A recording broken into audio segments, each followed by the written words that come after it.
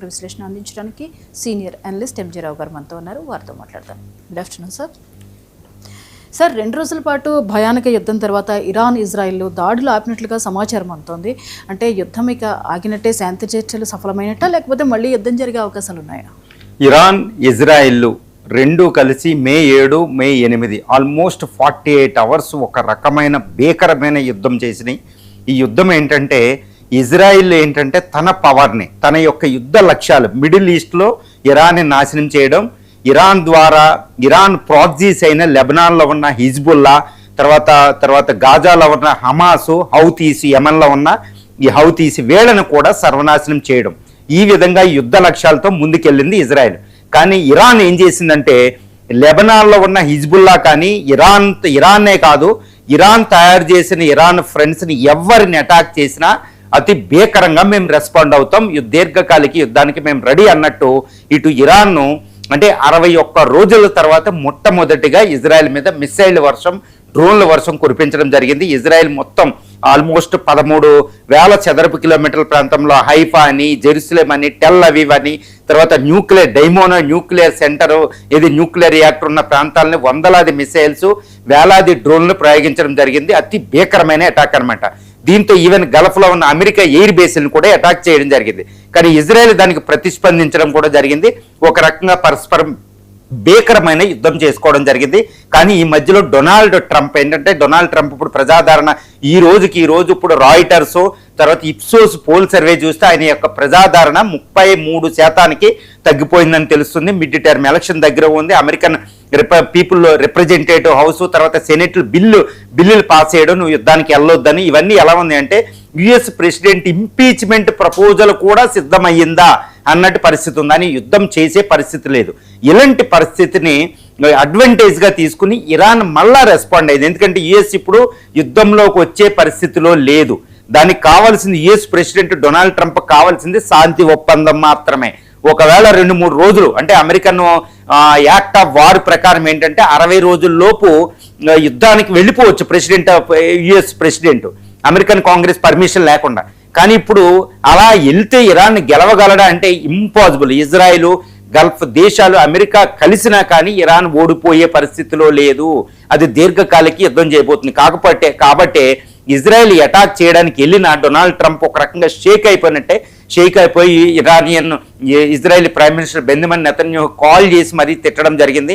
ఎట్టి పరిస్థితుల్లో శాంతి ఒప్పందం దగ్గరలో ఉన్నప్పుడు నువ్వు అటాక్ చేయొద్దు అని చెప్పడం జరిగింది. ఇప్పుడు ఇజ్రాయెల్ ఏంటంటే ఫస్ట్ టైము దాన్ని ఇగ్నోర్ చేస్తూ దాన్ని పట్టించుకోకుండా నెతన్యాహు ఇరాన్కి రెస్పాండ్ అయిపోయాడు, ఇరాన్ మీద అటాక్ చేశాడు. కానీ ఇప్పుడు డొనాల్డ్ ట్రంప్ ప్రత్యక్షంగా నెతన్యాహుకి సీరియస్ వార్నింగ్ ఇవ్వడం జరిగినట్టు తెలుస్తుంది. అంటే ఏంటి, ఇంకొకసారి లెబనాన్ మీద అటాక్ చేసిన, ఇరాన్ మీద దాడికి వెళ్ళినా, యుద్ధం అనే దాని జోలికి వెళ్ళినా నువ్వు ఒంటరిగా ఉండిపోతావు, నేను నిన్ను వదిలేయవలసి వస్తానే ఒక సుదీర్ఘమైన భయానకమైన ఒక వార్నింగ్ నెతన్యాహుకి డొనాల్డ్ ట్రంప్ ఇవ్వడం వల్ల ఇప్పుడు ఇజ్రాయెల్ ఒక నిర్ణయం తీసుకుంది. ఇరాన్ మీద మేము దాడి చేయడం లేదు, లెబనాన్ మీద దాడి చేయడం లేదని ఇజ్రాయెల్ నిర్ణయించడంతో ఇరాన్ కూడా, ఐఆర్జీసీ కూడా ఇప్పుడు నిర్ణయాన్ని వాయిదా వేసుకుని మొత్తం ఇజ్రాయెల్ మీద దాడిని ఆపేసింది. అంటే ప్రస్తుతం 2 రోజుల పాటు 48 రోజుల పాటు 48 గంటల పాటు జరిగిన ఈ భీకర అంటే 100వ రోజు 101వ రోజు అనమాట.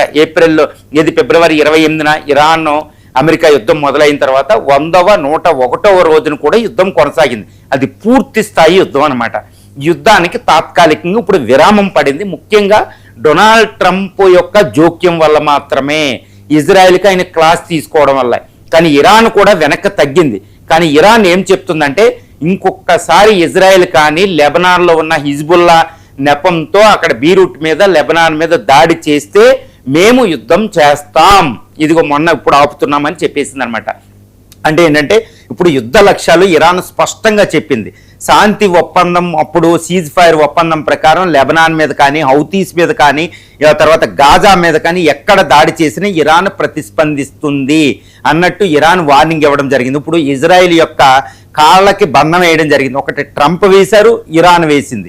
అంటే ఇక్కడ ఇప్పుడు ఈ 2 రోజుల యుద్ధంలో కూడా గెలిపి ఎవరిది అంటే ఇరాన్దే అనే చెప్పవచ్చు. ఎందుకు పై స్థాయి అంటే డొనాల్డ్ ట్రంప్ వెనక్కి తగ్గడం, యుద్ధం చేసే స్థితిలో నేను లేను, యుద్ధానికి నేను సిద్ధంగా లేను, కాబట్టి నేను వెనక్కి అసలు ఇరాన్ మీద దాడి చేయను, శాంతి ఒప్పందానికే నేను కట్టుబడి ఉన్నాను అంటూ అమెరికా అధ్యక్షుడు చెప్పడం అంటే ఆయన వెనక్కి తగ్గినట్టు. తర్వాత ఇజ్రాయెల్ కూడా లెబనాన్ మీద అటాక్ ఆపేసింది, ఇరాన్ డిమాండ్ చేసినట్టు.